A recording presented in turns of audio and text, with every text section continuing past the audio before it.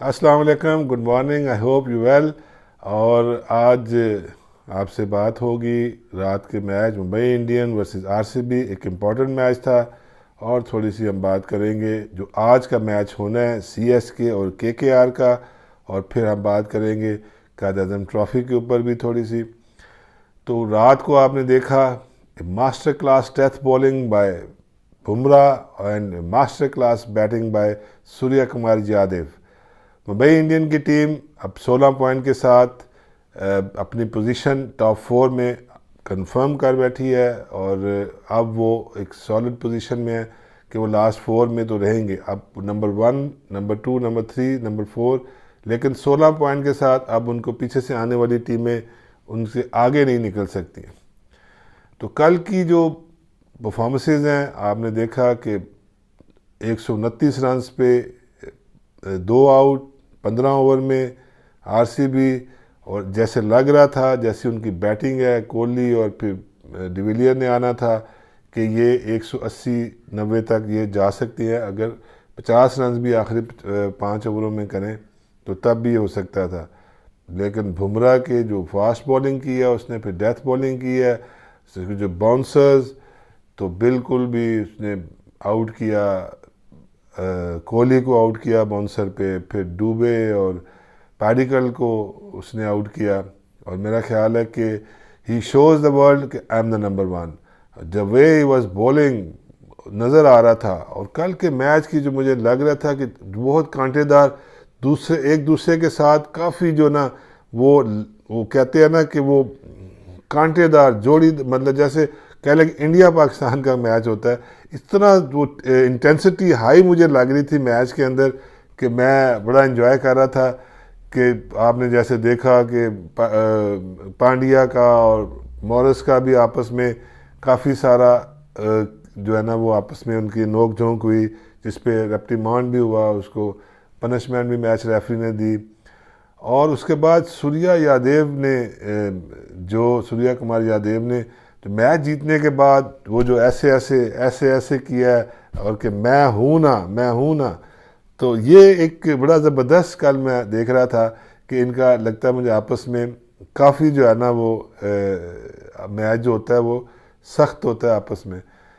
तो कल की जो आरसीबी की इनिंग थी, टॉस जीत के मुंबई इंडियन ने आरसीबी को खिलाया और पाडिकल ने जिस तरह की कल इनिंग खेली है, मेरा ख्याल है कमाल की इनिंग खेली उसने। और दवे और पहली दफ़ा फिलिपी और फिंच को बाहर बिठाया और फिलिपी के साथ ओपनिंग पार्टनरशिप हुई और बड़ी ज़बरदस्त इनकी पार्टनरशिप हुई। और 6 ओवरों में विदाउट एनी विकेट इन्होंने 57 रन बनाए, जो कि गुड स्टार्ट था। और जिस तरह का फिनिश होना चाहिए था उस तरह का फिनिश हुआ नहीं है। इसमें एक दो चीज़ें जो मैं कहूँगा कि आई एम कंसर्न कि कोहली की जो फॉर्म है वो एक्चुअली वो वाली फॉर्म नहीं है, वो वाली क्लास फॉर्म जो होनी चाहिए बिफोर द प्लेऑफ्स, वो वाली उसकी फॉर्म नहीं है। और अभी भी मैं समझता हूँ कि प्लेऑफ के लिए इनको एक मैच जीतना बहुत ज़रूरी है।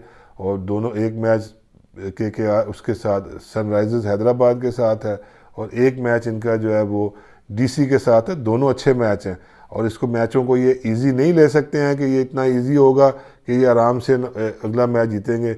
जिस तरह की कल के मैच की इनिंग है, मतलब कल का मैच ये खेले हैं अगेंस्ट मुंबई इंडियन।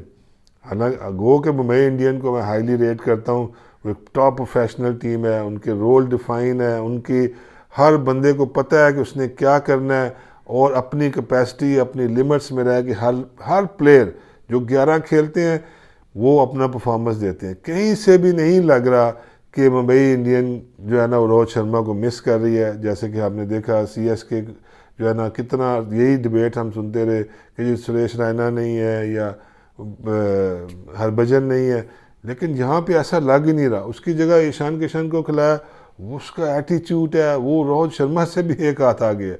वो द वे ही प्लेज, जो उसकी स्विंग है और जो उसकी शॉट मारने की पावर है, एक्सीलेंट। और सूर्या कुमार यादव का तो जहाँ पे मैं आपको क्या बताऊँ, जिस तरह की कल वो इनिंग खेला है, उसकी जो प्लेसमेंट्स थी और उसके जो 2 शॉट अगर आपको याद हो, एक उसने जो बैकफुट पे पंच मारा है उसको डेन स्टेन को क्लास, उसके बाद चाहल को जो कवर के ऊपर से उसने एक शॉट मारा है।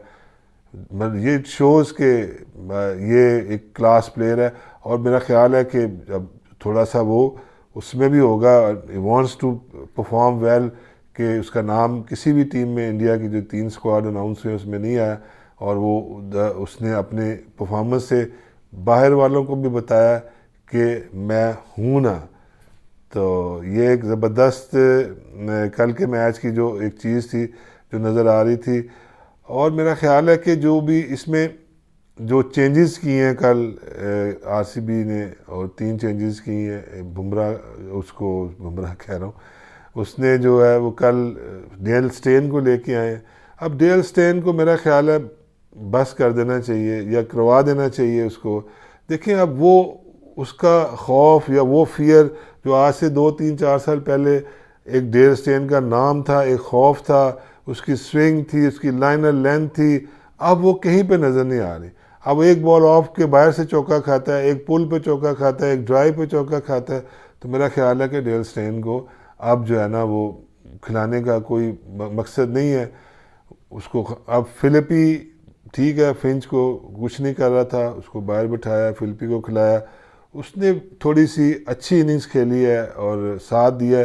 पार्टनरशिप आप ये कह सकते हैं कि ओपनिंग पार्टनरशिप अच्छी लगी है, लेकिन आई स्टिल बिलीव कि फिंच को ये रेस्ट ज़रूरी था ताकि वो अगले आने वाले जो है ना मैचेस के अंदर एक बड़ी परफॉर्मेंस कर सके। तो वेल डन मुंबई इंडियंस ने क्लास की जो है ना वो कल अपनी शो की है और अपनी पोजीशन को मुस्तहकम किया है, और कहीं पे भी उन्होंने रोहित शर्मा की कमी को महसूस नहीं होने दिया।